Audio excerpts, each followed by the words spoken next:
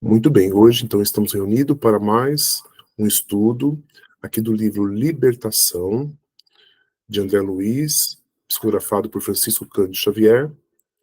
Hoje é o capítulo 16, Encantamento Pernicioso. Vamos fazendo então a leitura e os comentários, né, referentes aí aos trechos que nós vamos estar lendo deste capítulo. Finda a reunião, reparei que a médium Dona Isaura Silva apresentava sensível transfiguração. Enquanto perduravam os trabalhos, mostrava radiações brilhantes em derredor do cérebro, oferecendo um simpático ambiente pessoal. Entretanto, encerrada que foi a sessão, cercou-se de emissões de substância fluídica cinzento-escura, qual se houvesse repentinamente apagado, em torno dela, alguma lâmpada invisível. Só um minuto, gente.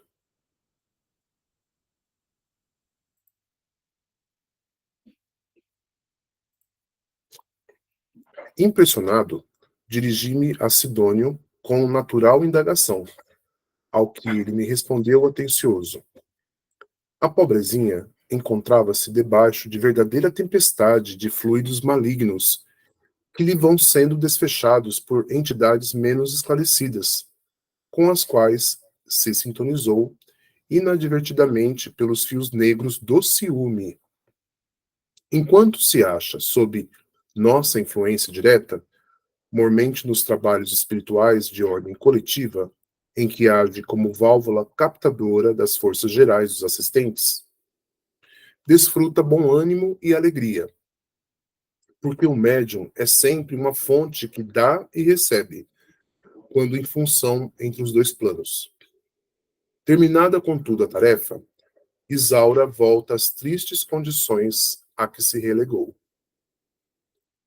Não há, porém, algum recurso para socorrê-la? Indaguei curioso. Sem dúvida, elucidou o orientador da pequena e simpática instituição. E por que não abandonamos, ainda não sucumbiu.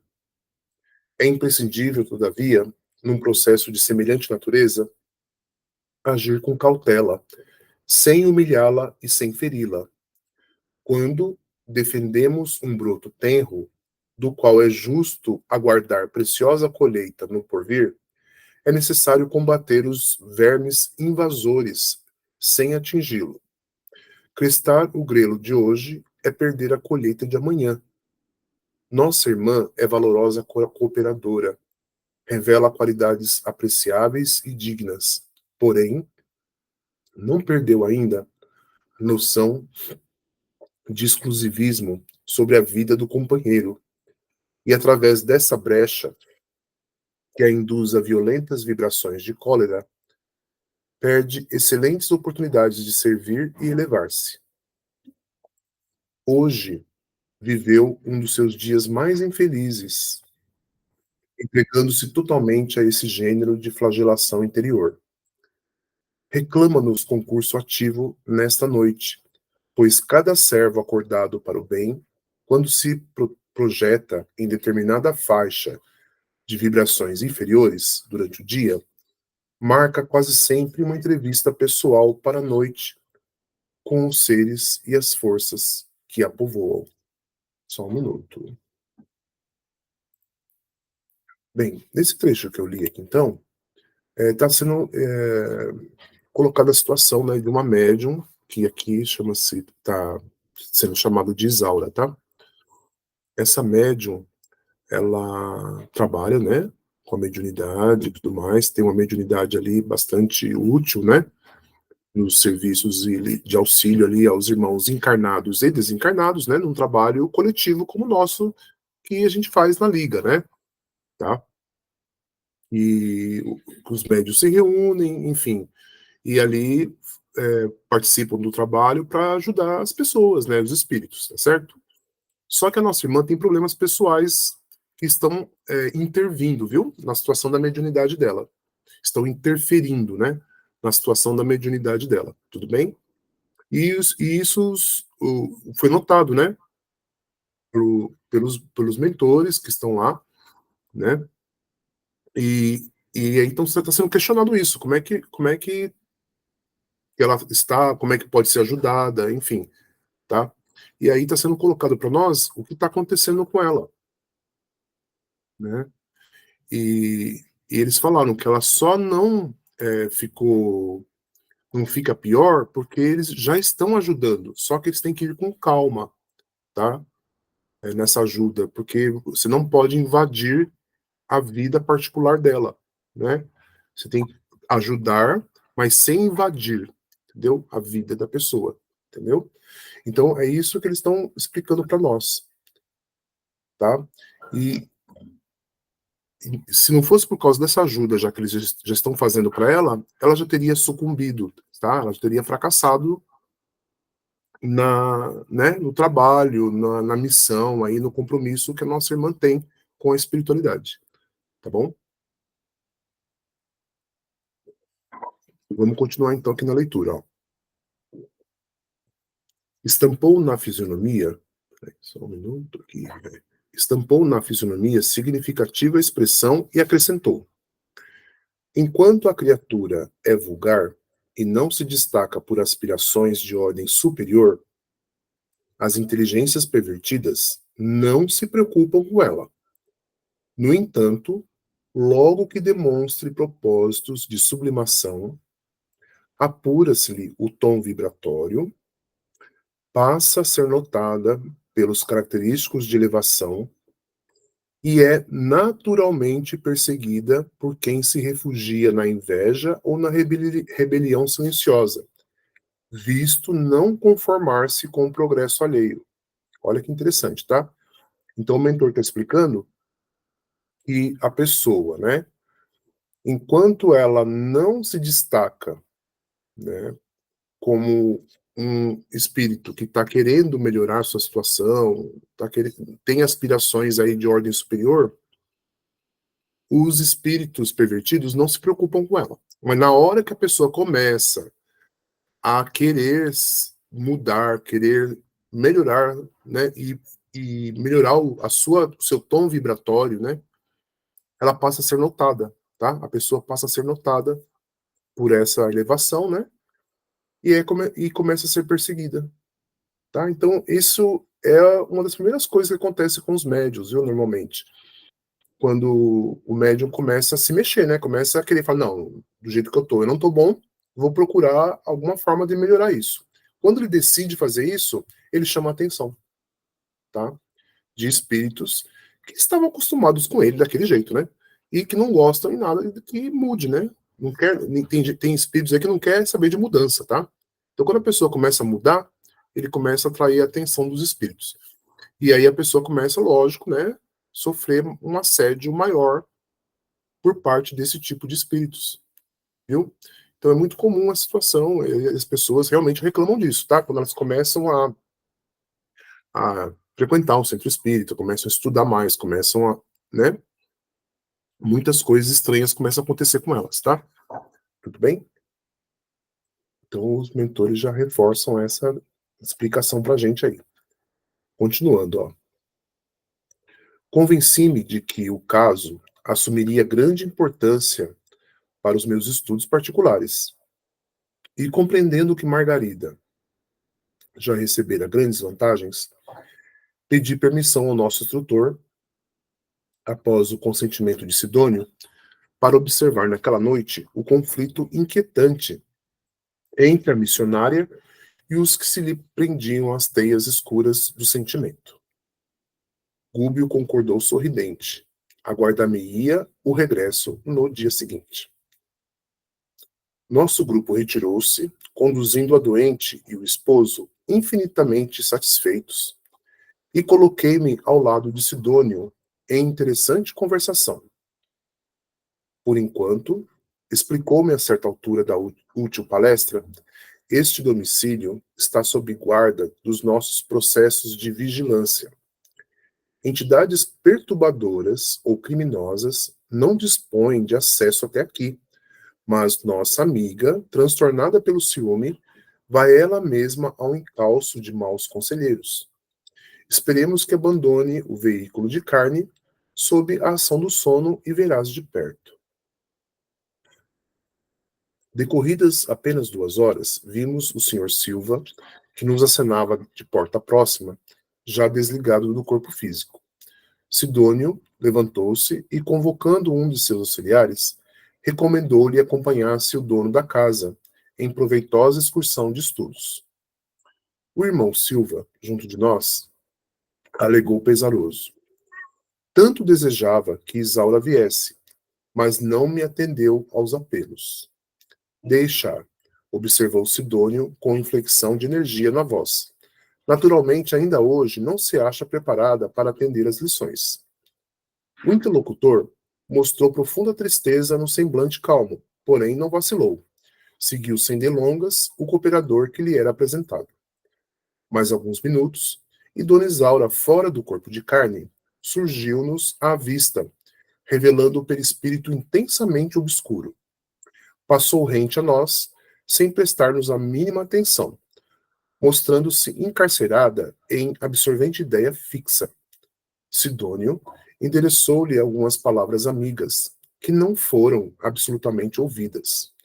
Tentou o amigo tocá-la com a destra luminosa, mas a médium precipitou-se em desabalada carreira, deixando-nos perceber que a nossa aproximação lhe constituía, naqueles instantes, aflitiva tortura. Encontrava-se incapaz de assinalar-nos a presença. Entretanto, percebia-nos instintivamente as vibrações mentais e demonstrava temer o contato espiritual conosco. O benfeitor explicou-me que poderia constrangê-la a ouvir-nos, obrigando-a a submeter-se sem reservas à nossa influência. No entanto, semelhante atitude de nosso lado implicaria a supressão indébita das possibilidades educativas. Isaura, no fundo, era senhora do próprio destino, e na experiência íntima dispunha do direito de errar para melhor aprender, o mais acertado caminho de defesa da própria felicidade. Ali estava, a fim de ajudá-la, quanto possível, na preservação das forças físicas, mas não para algemá-la a atitudes com que ainda não pudesse concordar espontaneamente, nem mesmo em nome do bem que não reclama escravos em sua ação, e sim servidores livres, contentes e otimistas. Olha que interessante, tá? Nesse último capítulo que eles estão falando para nós, tá? Eles acompanham a nossa irmã, né, na situação dela, estão dando assistência para ela, só que ela não, até percebe que eles estão por perto, mas ela não está interessada, tá? Assim, em ouvi-los, tá bom? Ó, ela e eles até poderiam forçar a situação de poder, né, falar com ela, né, poder interagir com ela, tal. Mas eles não fazem isso. Por quê? Porque eles respeitam, tá, a liberdade, tudo bem?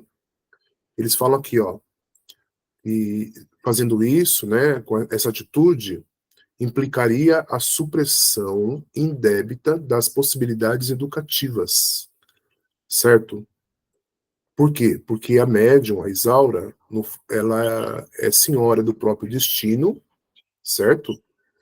E dispunha do direito de errar para melhor aprender, tá? Ela tem esse direito. Ela pode errar para aprender melhor, tá? Você sabe que o erro também nos ensina, né? Tá certo? Então, ela poderia aprender aí o caminho melhor para a felicidade dela. E isso, realmente, os mentores nos respeitam muito, sabe? Eles não intervêm aí nas nossas decisões. Eles nos amparam caso a gente erre, eles vão dar forças para a gente poder se reerguer. Mas eles não vão nos impedir de fazer aquilo que a gente quer. Entenderam? Tá? Aí no final aqui ele fala assim para nós, ó. Eles estão ali para ajudar, né, no que for possível, mas não para algemá-la a atitudes que ela não concorde espontaneamente, nem mesmo em nome do bem, tá? E falam assim para nós, ó, bem aqui nas últimas linhas aqui da tela, ó. O bem não reclama escravos em sua ação, e sim servidores livres, contentes e otimistas. Olha só que interessante, tá? Então, e a gente muitas vezes acha que por conta disso eles não estão do nosso lado, né? Não, eles estão do nosso lado, só que eles respeitam a nossa liberdade, tá certo? Eles não vão interferir na nossa liberdade de ação, tá bom? Vamos seguindo então. Ó. Com grande surpresa para mim, o prestimoso guardião continuou explicando que aquela senhora, efetivamente, detinha extensas possibilidades no serviço aos semelhantes. Caso quisesse perdê-las temporariamente, outro recurso não nos cabia senão o de entregá-la à corrente da própria vontade, até que um dia conseguisse ela própria despertar em plano de compreensão mais alta. Sabia a sociedade que o marido não lhe era propriedade exclusiva, que o ciúme translocado só poderia conduzi-la a perigosa situação espiritual. Não ignorava que a palavra do mestre exortava os aprendizes ao perdão e ao amor, para que os companheiros mais infelizes não se projetassem nos despenhadeiros fundos da estrada. Entretanto, se os seus desígnios se demorassem na linha contrária ao roteiro que o plano superior lhe havia traçado, só nos restaria deixá-la circunscrita aos círculos da mente em desânimo ou em desespero, a fim de que o tempo lhe ensinasse o reajustamento próprio. Depois de pacientes elucidações, Sidônio concluiu num sorriso melancólico. Educação não vem por imposição. Cada espírito deverá a si mesmo a ascensão sublime ou a queda deplorável. Olha a verdade que contém essas duas linhas, tá? Tudo bem? Educação você não impõe para a pessoa, tá? Não, ninguém é obrigado a aprender. E cada espírito, ele busca, ele deve a si mesmo ou a ascensão sublime ou a queda deplorável, tá bom? Certo? Então, ou seja, a gente tem a oportunidade, mas nem sempre a gente aproveita a oportunidade, tá? A gente não vai ao encontro da oportunidade. A gente, às vezes, fica esperando que as coisas aconteçam conosco. Não é assim, viu? Na vida, a gente tem que ir atrás, a gente tem que buscar. E aquilo que a gente buscar é aquilo que a gente que nós vamos encontrar e nós vamos colher aquilo que nós fomos buscar, não é isso? Tá bom? Muito bem. Continuando então. A esse tempo, acompanhávamos a senhora Silva fora do corpo de carne, a fugir de seu domicílio para a via pública. Estugou o passo até encontrar velha casa desabitada, a cuja sombra se lhe depararam dois malfeitores desencarnados, inimigos sagazes do serviço de libertação espiritual, de que se convertera em devotada servidora. É evidente que a esperavam com o propósito deliberado de intoxicar-lhe o pensamento. Abeiraram-se dela, amistosos e macios, sem se aperceberem de nossa presença. Com que então, Dona Isaura, disse um dos embusteiros, apresentando na voz mentiroso acento de compaixão, a senhora tem sofrido bastante em seus respeitáveis sentimentos de mulher. Ah, meu amigo, clamou a interpelada, visivelmente satisfeita, por encontrar alguém que se lhe associasse às dores imaginárias e infantis. Então o senhor também sabe. Como não? Comentou o interlocutor enfático. Sou um dos espíritos que a protegem, e sei que o seu esposo lhe tem sido desalmado verdugo. A fim de ajudá-la, Tenho seguido o infeliz por toda parte, surpreendendo-lhe as traições aos compromissos domésticos. Dona Isaura, em lágrimas, confiou-se ao fingido amigo. Sim, gritou molestada, esta é que é a verdade. Sofro infinitamente. Não existe neste mundo criatura mais desventurada que eu. Reconheço, acentuou o loquaz perseguidor. Reconheço a extensão de seus padecimentos morais. Vejo-lhe o esforço e o sacrifício. E não ignoro que seu marido eleva a voz nas preces, através das sessões habituais, para simplesmente acobertar as próprias culpas. Por vezes, em plena oração, entrega-se a pensamentos de lascívia, fixando senhoras que lhe frequentam o lar. Só um minuto, pessoal.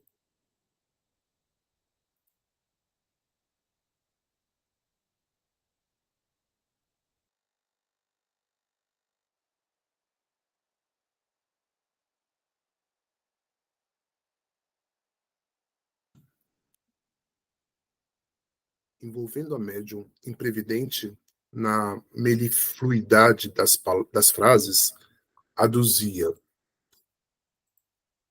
é um absurdo. Dói-me vê-la algemada a um patife mascarado de apóstolo.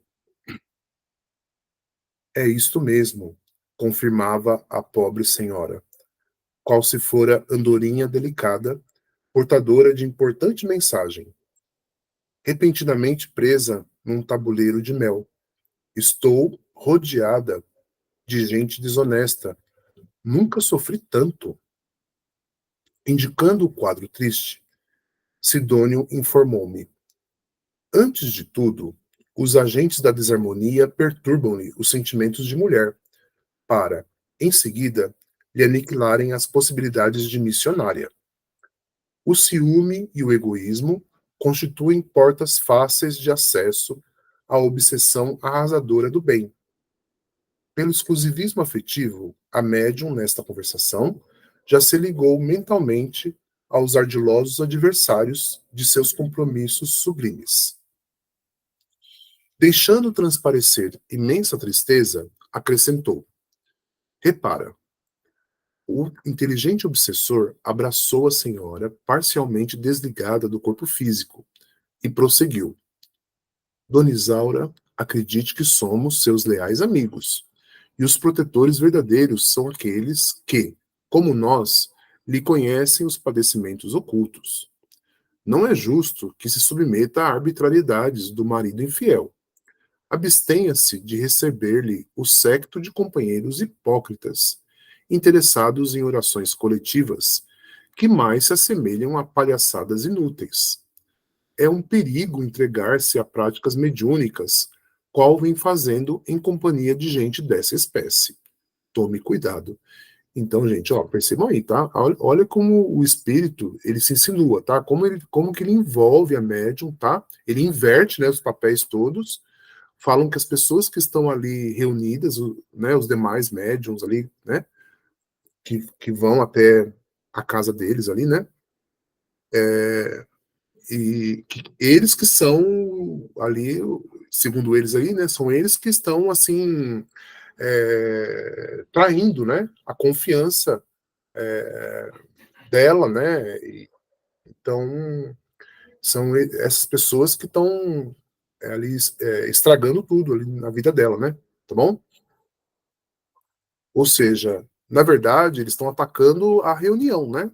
Certo? E estão usando a médium para ser ali a pessoa que vai provocar toda a desarmonia, viu? No grupo. Tudo bem? Tá? Então, isso é muito comum acontecer, viu? Tá? Eles atacam o médium, né? Colocam ideias na cabeça do médium e o médium acaba se desligando, né? Tá? Acaba provocando ali das duas uma, ele vai atrapalhar todo o trabalho, ou o próprio médium vai se desligar. Agora, o que acontece aqui é que o trabalho ali acontece na casa, né, dela, né? Então fica bem complicado, né? na casa dela. Ela não vai poder sair da casa dela, né? Assim, ela mora lá. Então, muito possivelmente, a reunião iria acabar na casa dela, tá bom? Tá? Ia acontecer alguma coisa ali muito séria na casa dela. Tudo bem? Então, vamos continuar aqui, então. A médium invigilante arregalou os olhos, impressionada com a estranha inflexão impressa nas palavras ouvidas, e gritou: Aconselhe-me, espírito generoso e amigo, que tão bem me conhece o martírio silencioso. O interlocutor, na intenção de destruir a célula iluminativa que funcionava com imenso proveito no santuário doméstico da jovem senhora, assediada agora por seus argumentos adocicados e venenosos, observou com malícia. A senhora não nasceu com a vocação do picadeiro. Não permita a transformação de sua casa em sala de espetáculo. Seu marido e suas relações sociais enxergaram-lhe as faculdades. Precisa ainda de longo tempo para desenvolver-se suficientemente.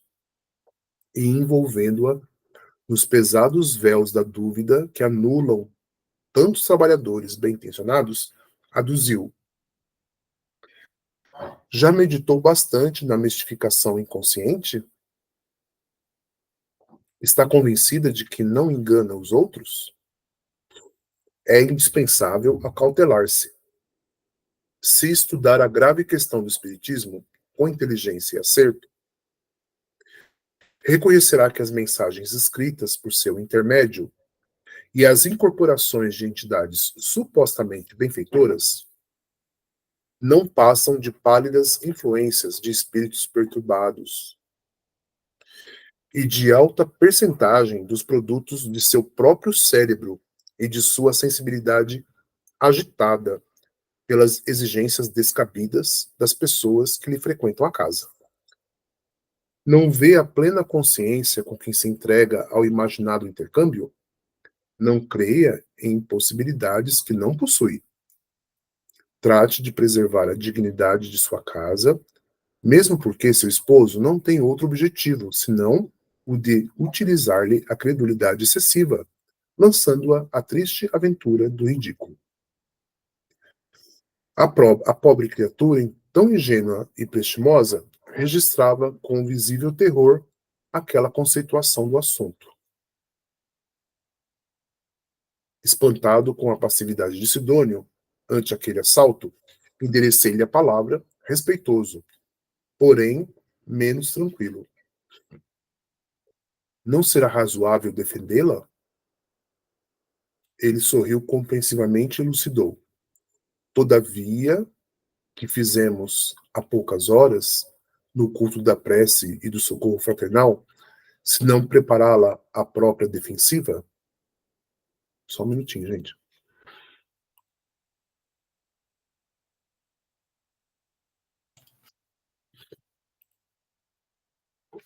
Trabalhou mediunicamente conosco, ouviu formosa e comovedora preleção evangélica contra os perigos do egoísmo enfermiço, colaborou decidida para que o bem se concretizasse a ela própria, emprestou-nos os lábios a fim de ensinarmos princípios de salvação em nome do Cristo, a quem deveria confiar-se. Entretanto, apenas porque o esposo se dispôs à justa gentileza com as damas que lhe buscaram a companhia esclarecedora e fraterna, obscureceu o pensamento no ciúme destruidor e perdeu o equilíbrio íntimo, entregando-se inerme a entidades que lhe exploram o sentimentalismo. Fez significativo gesto, apontando os malfeitores desencarnados e explicou: Estes companheiros retardados procedem com os médiuns à maneira de ladrões, que depois de saquearem uma casa, acordam o dono, hipnotizam-no e obrigam-no a tomar-lhes o lugar, compelindo-o a sentir-se na condição de mentiroso e mistificador. aproximam-se da mente invigilante, dilaceram-lhe a harmonia, curtam-lhe a tranquilidade e depois, com sarcasmo imperceptível e sutil, obrigam-na a acreditar-se fantasiosa e desprezível. Muitos missionários se deixam atropelar pela falsa argumentação que acabamos de ouvir e menosprezam as sublimes oportunidades de estender o bem, através de preciosa sementeira que lhes enriqueça o futuro. Mas não há recurso, inquiri sensibilizado, de afastar semelhantes malfeitores? Sem dúvida, elucidou Sidônio bem-humorado. Em toda parte existe contenção e panaceia, remediando situações pela violência ou pelo engodo prejudiciais. Mas na intimidade de nossa tarefa, que será mais aconselhável? Espantar moscas ou curar a ferida? Sorriu enigmático e prosseguiu. Tais dificuldades são lições valiosas que o espírito do medianeiro, entre encarnados e desencarnados, deve aproveitar em benditas experiências, e não nos compete subtrair o ensinamento ao aprendiz. Enquanto o trabalhador da mediunidade empresta ouvido a histórias que lisonjeiem a esfera pessoal, disso fazendo condição para cooperar na obra do bem, quer dizer que ainda estima o personalismo inferior e o fenômeno acima do serviço que lhe cabe no plano divino.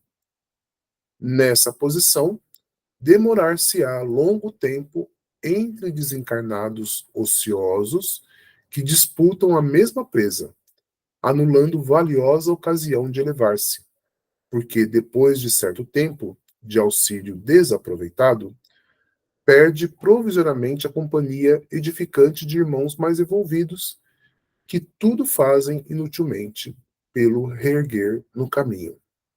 Então cai vibratoriamente no nível moral a que se ajusta, convive com as entidades cujo contacto prefere e acorda, mais tarde, verificando as horas preciosas que desprezou. A esse tempo, o obsidiente de Dona Isaura afirmava-lhe paurador: estude a senhora o próprio caso.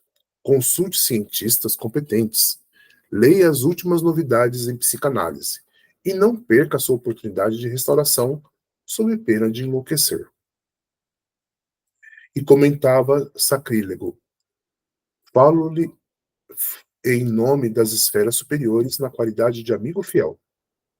Sim, compreendo, concordava a interlocutora tímida e desapontada.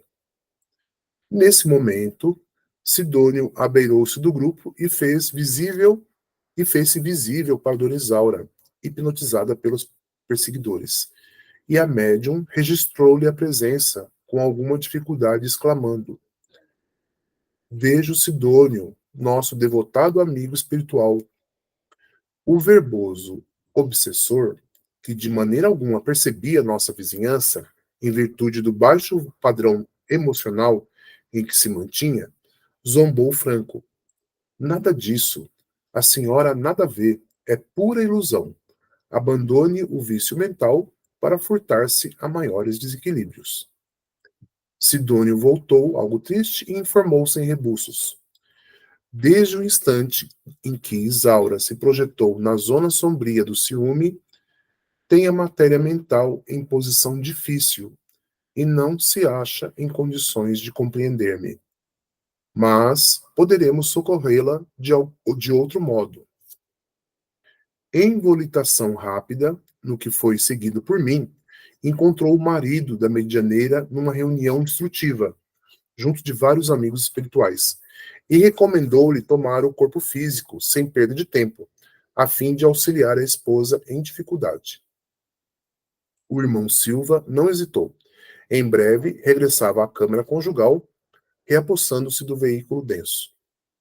O corpo da senhora ao lado dele arfava em reiteradas contorções, acorrentado a indizível pesadelo.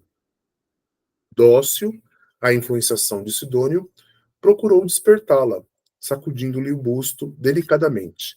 Isaura, em copioso pranto, retornou ao campo carnal sem detença, abrindo os olhos assustadiços.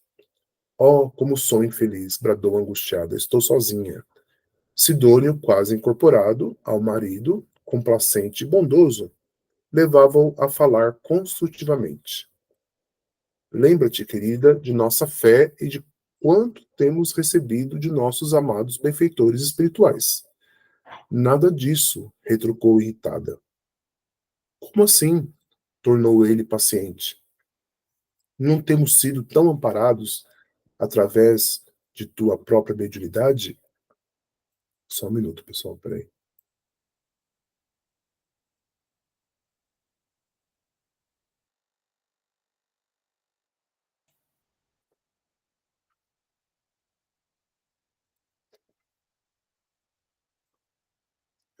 Como assim? Tornou ele paciente. Não temos sido tão amparados através de tua própria mediunidade? Nunca, nunca, protestou a pobre senhora. Tudo é uma farsa. As mensagens que recebo são pura atividade de minha imaginação. Tudo é expressão de mim mesma. Mas ouve, Isaura, aduziu o esposo sorrindo. Jamais foste mentirosa. Já sei. Caíste nas malhas dos nossos infelizes irmãos que te conduzem ao purgatório do ciúme terrível. Mas Jesus nos auxiliará no oportuno reajustamento. Neste momento, Sidônio voltou-se para mim e lembrou.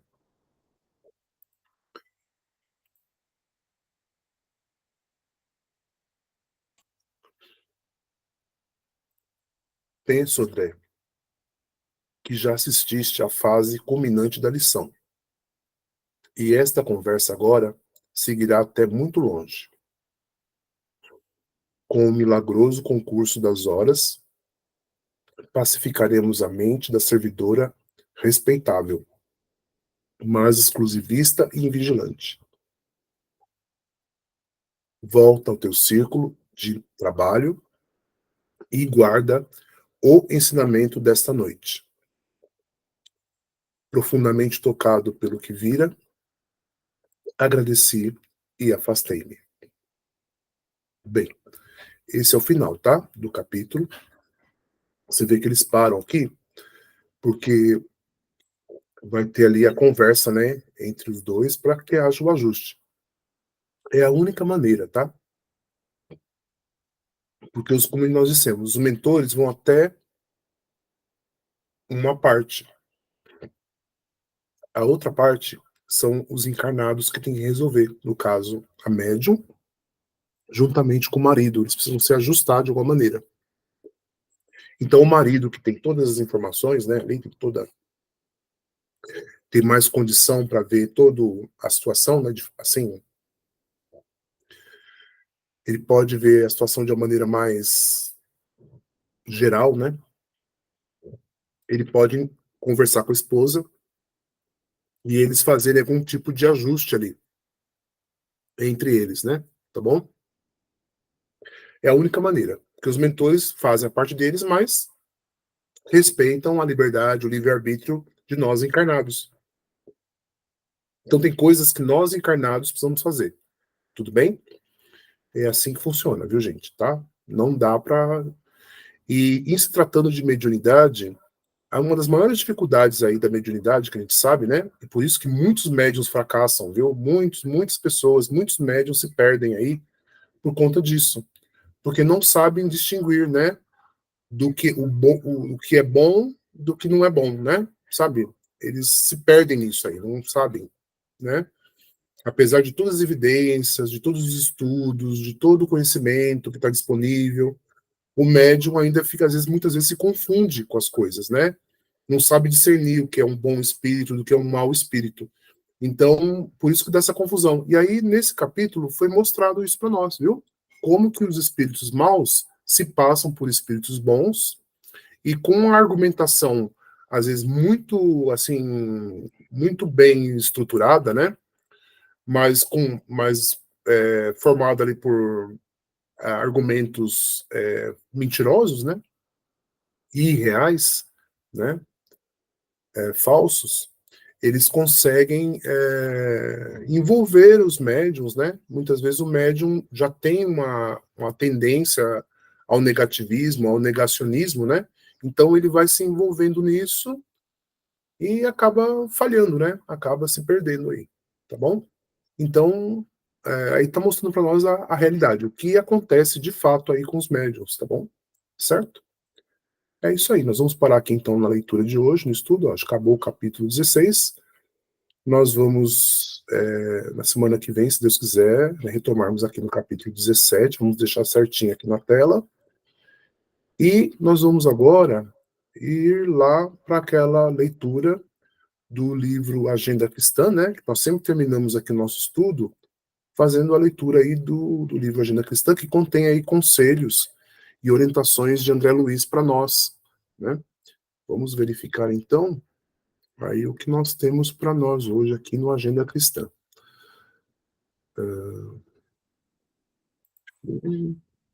Vamos colocar na tela para nós também, para todo mundo poder acompanhar. Isso, já está aí, né? Algumas definições. Vamos ver o que está falando para nós? Então, benfeitor é o que ajuda e passa. Amigo é o que ampara em silêncio. Companheiro é o que colabora sem constranger. Renovador é o que se renova para o bem. Forte é o que sabe esperar do trabalho pacífico. Esclarecido é o que se conhece. Corajoso é o que nada teme de si mesmo. Defensor é o que coopera sem perturbar.